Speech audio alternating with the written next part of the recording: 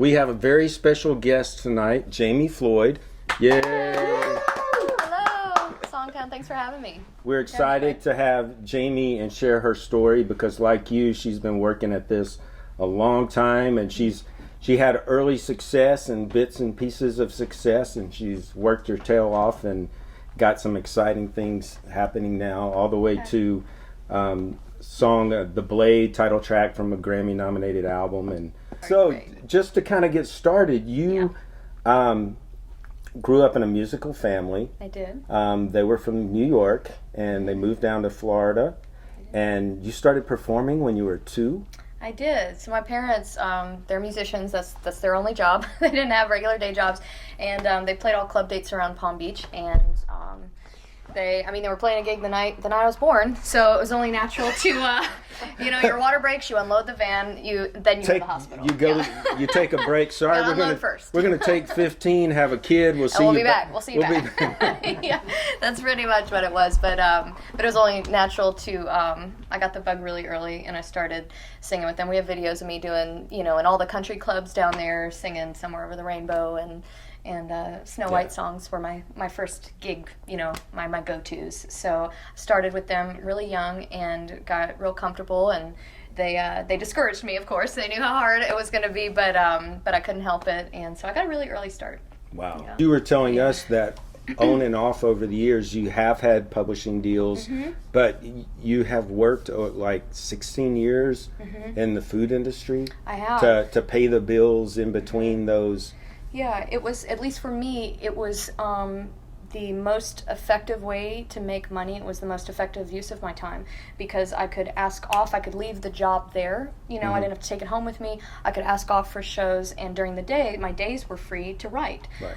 So I just packed in as much as I possibly could, and I've lived in Nashville for... So you wrote all day, and then you would work in the evenings? Right. I would, that's my life for the past, at least 10 years was the same grind. Like, I would leave the house at 9, write till 3 or 4 whenever I had to be in at work, and then work for 10 hours, and just do it every day. And I got used to it, but it really makes you concentrate the songs down and make sure you're using your time really wisely, because it becomes that much more valuable, and that's kind of what ended up happening. And I did have publishing deals in between.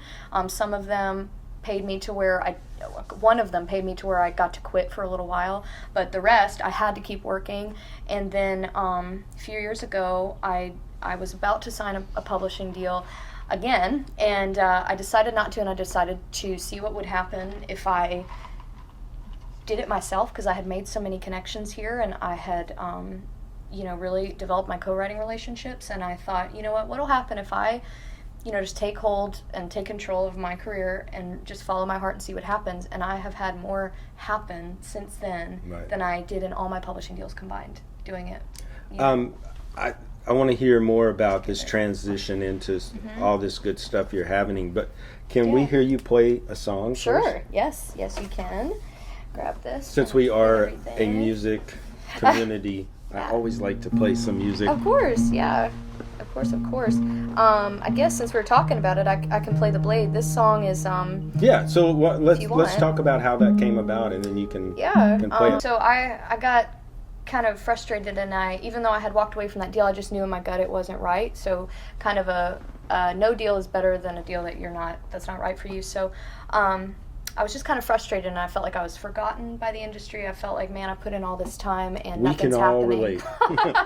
Yeah, and I just was really, kind of brokenhearted and a little bit down, and but it really, I've always had a fire. I just am that way, and I've always known that this is what I was supposed to do, and I was just frustrated that nobody else knew it. Yeah, and so I started booking co-writes, of course myself, which I've done over the years anyway, but I was just being real strategic about it, and Mark Beeson and Alan Shamblin, the three of us, I had written with Mark alone, I had written with Alan alone, but we hadn't written all three together, and Mark suggested, hey, why don't you, me and Alan get together? And we got together about a month and a half after I walked away from the publishing deal, when I had gone back to work full time, and so I was exhausted, and I was just... I was getting ready to see if the decision I had made was correct. I'd chosen this path, and there was no going back. And see, that's That's very important. I tell people that all the time, is that if there's a way to retreat, then it's very hard to succeed. Yeah, there was no but plan you B. burned that bridge. You gave up that publishing deal, just like you gave up that pop record deal. Yeah. You said and you went forward, and that's what it takes a lot of times. Yeah, it would have been easy, and I would be lying if I told you that there were days where I questioned myself, or when my family was like, how could you turn down a record deal, you know? Are you crazy? And I knew I wasn't crazy, even though there were other people who thought I was. All along, I always was very heart-centered, and I paid attention to my gut, and I have never done anything that I knew to be wrong in a business sense, and that has saved me from a lot of situations, even though they looked really great, you know? I've just always had the ability to walk away when I've needed to, and that served me better than anything. But all so of that you got to together say, with Mark Beeson and Alan. Got together with them, and the Blade, we had started on a different song, as sometimes that happens when you get in a new scenario with people. We just started on something, and Alan mentioned that he had seen a sermon where the preacher said, and sometimes in life you catch it by the handle and sometimes you catch it by the blade. And he was like, something called the Blade, and Mark and I were like, huh. And we kind of beat around the bush for a few rights. That day I had to go to work, so we had to leave, but we had the idea. And then the next time came back, and we took forever just to get the hook. So the rest of the song was very quick, but the hook, we went around fighting about, you know, how the hook was going to be. You caught it by the handle, then you catch it by the blade, or I catch it by, you know, all these different things. But then when we got so you actually looked at it from a lot of different angles. All the different perspectives. Because we often talk about, Jonathan's in the audience here, and we talk about how your first way you think of it is not always the best way. Right. So sometimes you have to keep digging and digging. Oh, we dug so far. I mean, that was the most of our work. We spent hours and hours and hours on how that should be said. And then when we got it to say, you caught it by the handle and I caught it by the blade, immediately we knew it was about love immediately. And then the whole thing came, and I had to go to work that night. And when we finished it, we were all like, you know, we were all just kind of looking at each other like, what just happened to us? And I remember going to work and showing the lyric to one of my coworkers, and they were like, you did that before you got here. What is this? And everybody was freaking out when I'd show it to them. And I was It's almost like when you tap into that vein when it's right, and you tap into that vein, it just, everything opens up, you know. Yeah, and that's what happened. That song changed my life. I mean, Ashley Monroe cut it last minute for her record, and then Vince Gill and Justin Niebank produced it, and right when we got in the studio with them to get to hear it, they tell us right before they press play, they're like, and by the way, Miranda Lambert's singing all the backgrounds. And we just, it was pretty amazing. And then we found out that it was the only song that Ashley didn't write on her record. Wow. And she made it the title of the record. Oh, and you were saying this earlier when we were talking, we were saying how if you'd had a publisher, he would have been saying, okay, right, this is a ballad. This is a ballad. It's never going to get cut. It's also absolutely never going to get cut if you don't write it with the artist. Outside cuts are almost impossible. So this was my song where it was a sad, sad song. It was a ballad. It was not written by the artist. And, it was the only outside cut on the whole record. And it was the title. Like, right. That's not supposed to happen. They'll all tell you that. And I was like, no, it's the song did that. Right. You know, the song if made you're that not going to happen. write up-tempo positive radio, you better write something that can be considered song of the year. Yeah. Right. And I just you have to go for it. You do. You have to go for it. You have to fully commit, and some people wouldn't even write that title because it's too sad, and I've never subscribed to that, and it's led me in the right direction. Yeah. So this changed my life, and I was the Grammy-nominated waitress. This made me change me from a waitress to a Grammy-nominated waitress. I'm going to get in the audience on this one. Oh, okay. All right. Well, I will sit here, get situated. All right, here we go. So this is the Blade.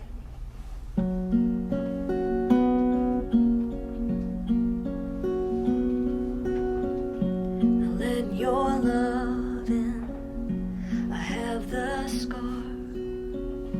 I felt the razor against my heart.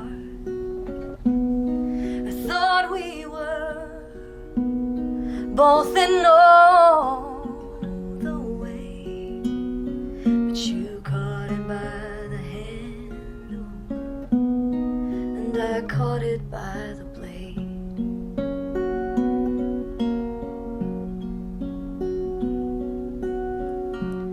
said goodbye is not the end, and if you need me, I'm still your friend. Well, that's easy for you to say,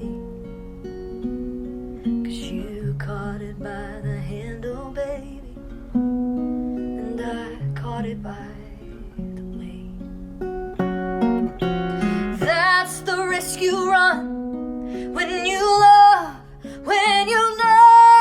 and you give it all you've got to give. Knowing all along there's a chance you'll reach and they won't, you'll bleed and they don't.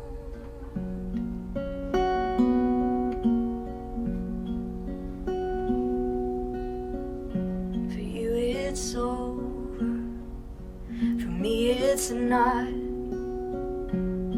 I kept trying and you just stopped.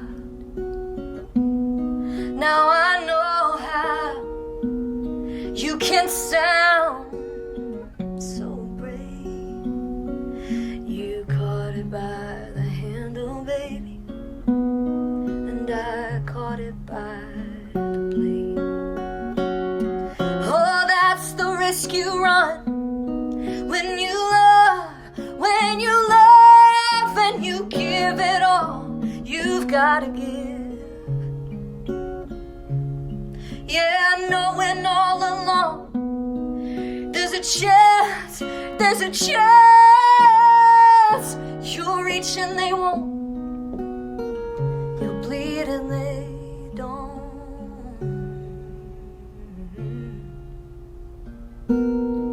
I thought we were both in all the way,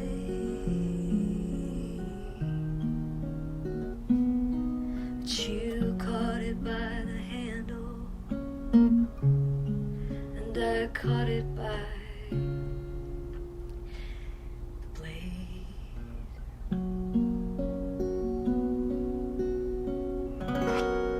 Yeah. Thank you.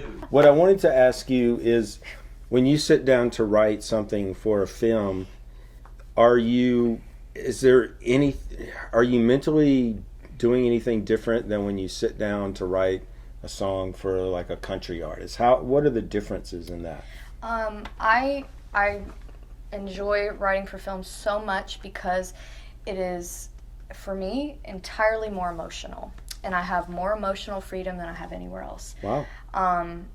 The thing about film is they want to feel everything, and they want it to be beautiful, and they want it to be evocative of as much emotion as possible, and they want you to do that however it is you need to do that. And there are no, well, the radio is not going to play that unless, you know what I mean, and there's right. no, it's, the whole thing is about supporting the emotion of a scene. And so if I can lock into that emotion and I have the complete freedom to conjure whatever I need to do to make you feel that, I can go hog wild with that, you know? And I feel like, of course, the country music world and the pop world have been my space for almost 20 years now, writing. I've been, writing for 20 years, and there's a special place in my heart for that, and there's a process, and there's a point to all of that, and there's a place for it. But if I had my choice, except outside of doing my own records, which of course I do whatever I want anyway, but for film, they naturally want me to do what I love to do more than anything. And I think that's why I've had the work that I've had in film, and I've had the opportunity to do what I've done, because it's all emotion based, every last bit of it. And if they don't feel it, they want to feel it. They don't want to get it over with. It's kind of the difference in radio music and film in general. Is a lot of times you'll see these TV shows, and they'll cover all kinds of dark subjects, but people, for some reason, driving to work on the radio want to be pumped up. They don't want to be, reminded of Right. all this darkness and. Right, you just kind of want to have a drive to it, and you want to just feel We good. need to change that. I've always been, I'm just a product of, a musical family and all that, and I just, or maybe it's just me, but I always want to be affected, whether I'm super happy or whatever it is. I want to be affected. I don't want to feel neutral. I don't want to forget it. I almost want whatever it is to grab me, whether it be good or bad. And with film, that's the whole thing, is everything has to have a really significant weight, or else why is it there? Right. It's not background. It's supposed to be. It's a part of a story. I don't know. It's just interesting what they ask of you compared to commercial music. And I love doing it. And I've found a place there. We have a question, Jonathan? Tons of them. One of the questions is, what are the parameters? You said you can't be too off script and too on script and so forth. So could you talk about that a little bit? Sure. So when you have a script and you're meant to, and you need to basically punctuate this scene with a song. So let's say the people are breaking up. You can't have a song that says, I'm breaking up with you again, and I'm da-da-da. Like, you literally, you have to guide everyone emotionally to what's happening without hitting them on the head with it. And you It's almost like if you're writing a song for a product in TV, like people go, oh, my song has a Cherry Coke in it. It'd be perfect commercial for Cherry Coke. But Cherry Coke doesn't want a song about Cherry Coke. Right. They want a song about how Cherry Coke makes you feel. That's right. That's right. And so kind of you have to get your head, I love kind of taking on characters.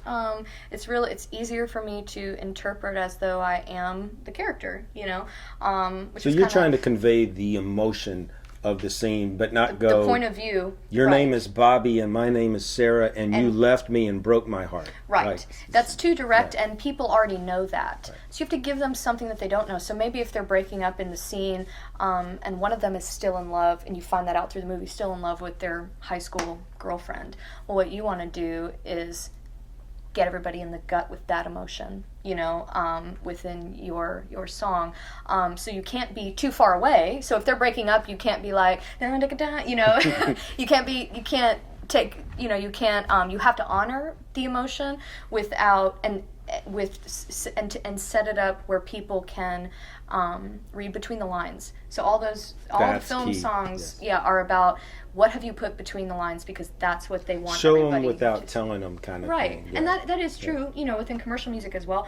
But film, you have more of a freedom because you already have an emotional layout in front of you, which I love, because half the puzzle's already there, and I'm like, oh, this piece is going to fit here. Right. This So piece is going to with fit a country here. song, you have to lay the story out so they know what in the heck is going And on. in film, it's laid out for you in already. film, you know the story, so you can probably lean more to the emotion side of it and really get them emotionally. Yeah, you don't have to do that part of the process. Right. The fact that you don't have to come up with the scenario, that the scenario is there for you, you have the freedom to just emotionally explore it from the very first second. And especially if you get to read the whole script, you get the big picture. And it's just, for me, I am able to invest and lock in pretty quick to that, just because I think as songwriters we all have a certain level of empathy and sensitivity, and I have always, for better or for worse, been really sensitive. So I've used that, for good and not evil, just tried to make it work for me, All right, we have Sweetwater, our sponsor, to thank for today. We love those guys. Thank you very much. Down below we have show notes. We have books that you can check out. Check out SongTown. We have a community, thousands of people worldwide that collaborate together. We help you level up your skills, help you write better. And when your songs are ready, we can help you connect to the industry. So check it out.